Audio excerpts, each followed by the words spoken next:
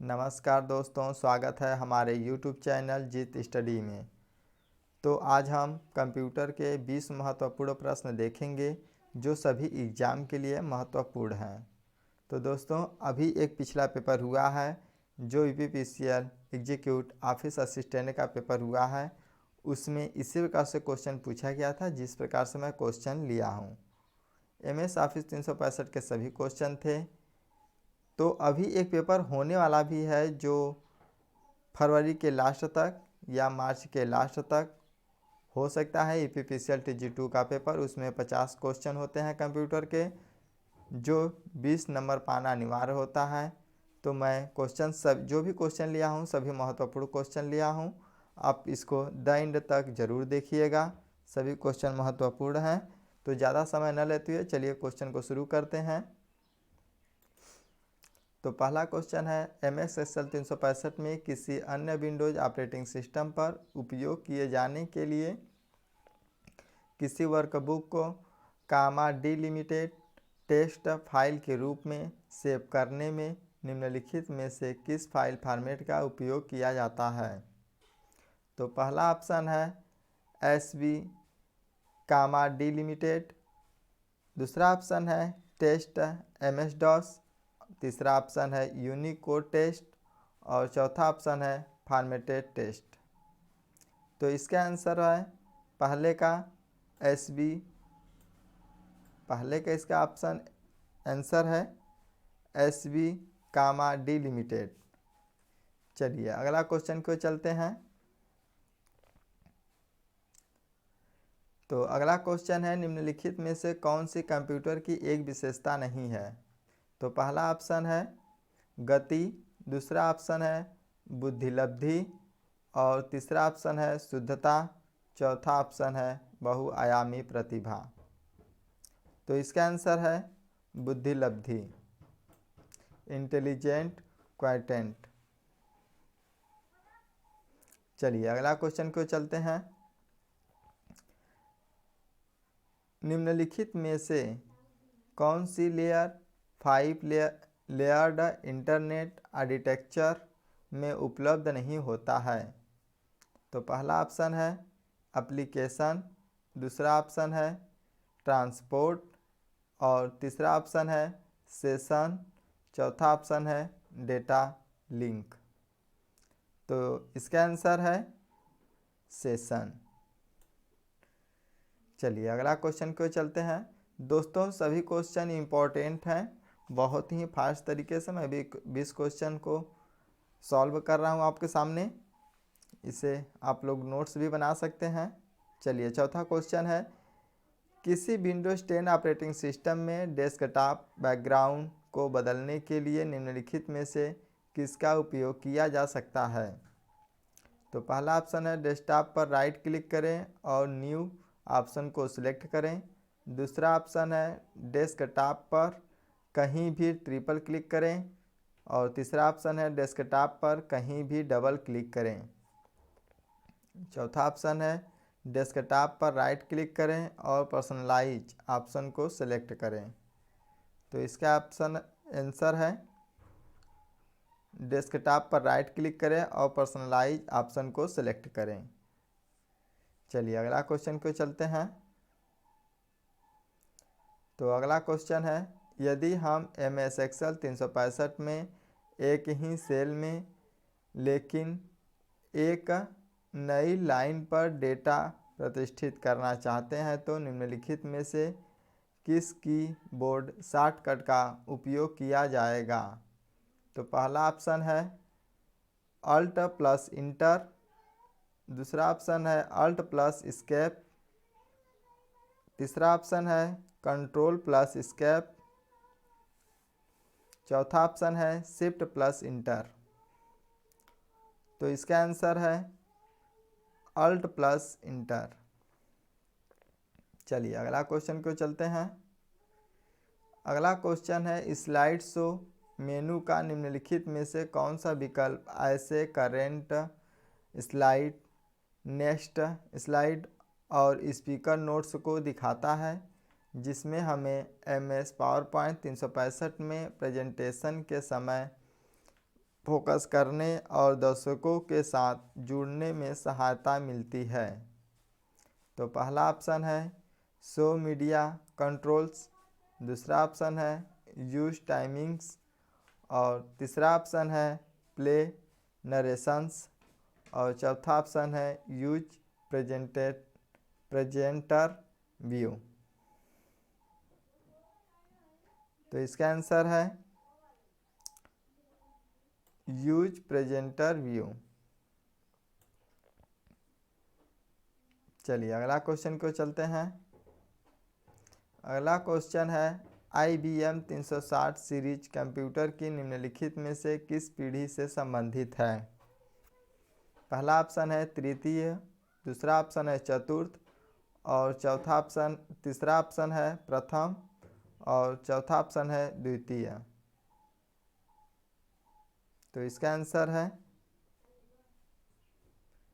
तृतीय। चलिए अगला क्वेश्चन को चलते हैं। अगला क्वेश्चन है किसी भी समय ईमेल संदेश लिखते समय वर्तनीय जांच सुविधा को चालू करने के लिए जीमेल में निम्नलिखित में से कौन सा सही विकल्प है? पहला ऑप्शन है सेटिंग्स, उसके बाद सी ऑल सेटिंग, उसके बाद लेबल्स, इसके बाद स्पेलिंग। दूसरा ऑप्शन है पहले सेटिंग में जाएंगे, उसके बाद सी ऑल सेटिंग में, उसके बाद जनरल में, उसके बाद लैंग्वेज में। तीसरा ऑप्शन है पहला है सेटिंग में जाएंगे, उसके बाद सी ऑल सेटिंग में जाएंगे, उसके बाद जनरल में, उसके बाद स्पेलिंग में। चौथा ऑप्शन है पहले सेटिंग में, उसके बाद सी ऑल सेटिंग में, उसके बाद लेबल्स में, उसके बाद लैंग्वेज में। देखिए बहुत डिफ़िकल्ट क्वेश्चन समझ में आ रहा है। इस क्वेश्चन का आंसर है पहले हम लोग सेटिंग में जाएंगे, उसके बाद सी ऑल सेटिंग में जाएंगे, उसके बाद जनरल में, फिर स्पेलिंग में जाएंगे। इसका आंसर सी सही है। चलिए अगला क्वेश्चन को चलते हैं।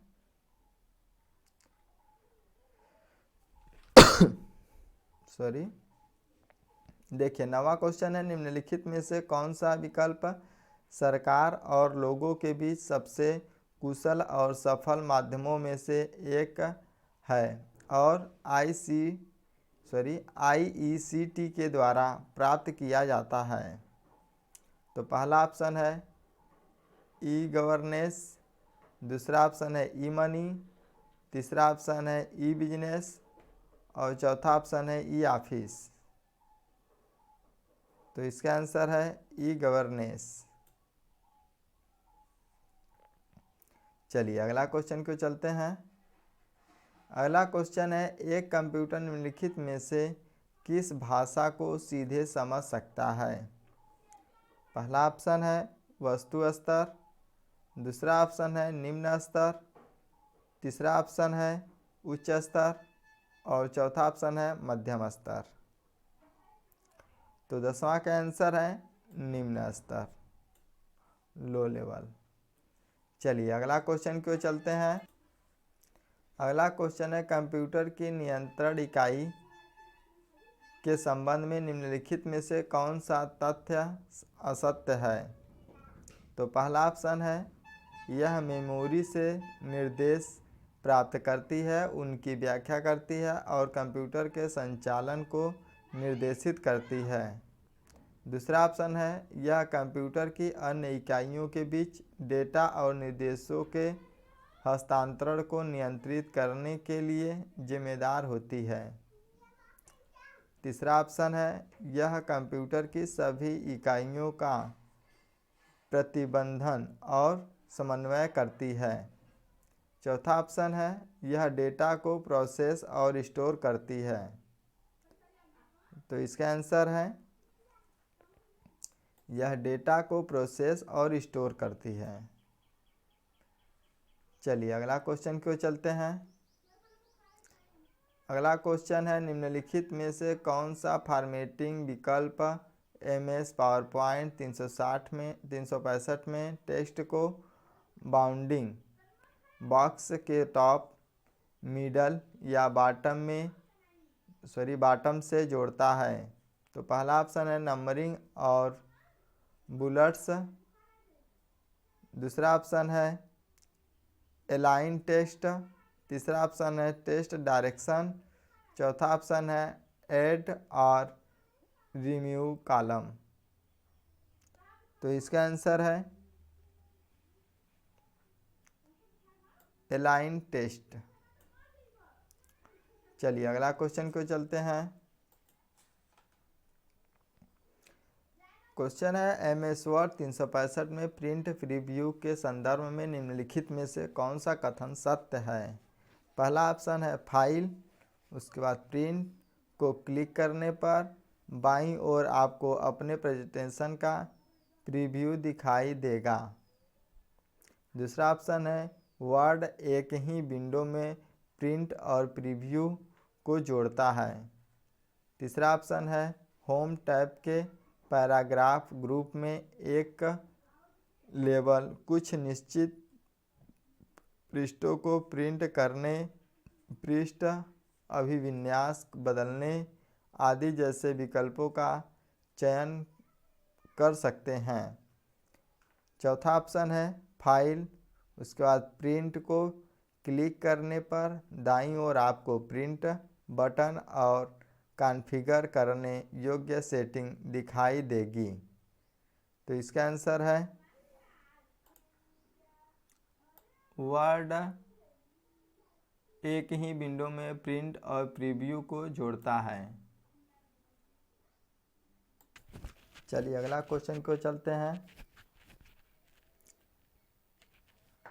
अगला क्वेश्चन है, निम्नलिखित में से कौन सा विकल्प दिए गए कथनों की सत्यता का सर्वोत्तम वर्णन करता है? तो पहला क्वेश्चन है, रन डायलॉग बॉक्स में कोटेशन मार्क के बिना विंडवर्ड एक्सेस को टाइप करें और ओके पर क्लिक करें। दूसरा क्वेश्चन है, रन डायलॉग बॉक्स में कोटेशन मार्क के बिना वर्ड एक्स को टाइप करें और ओके पर क्लिक करें।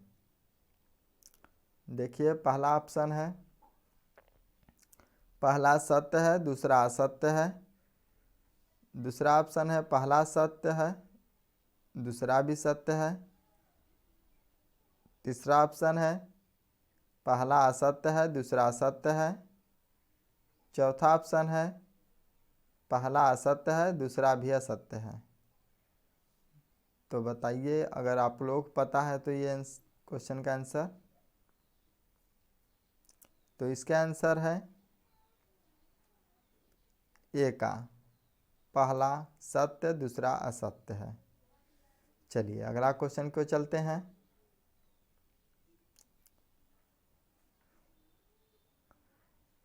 क्वेश्चन है, निम्नलिखित में से कौन सा विकल्प निम्नलिखित कथनों की सत्यता का सर्वोत्तम वर्णन करता है?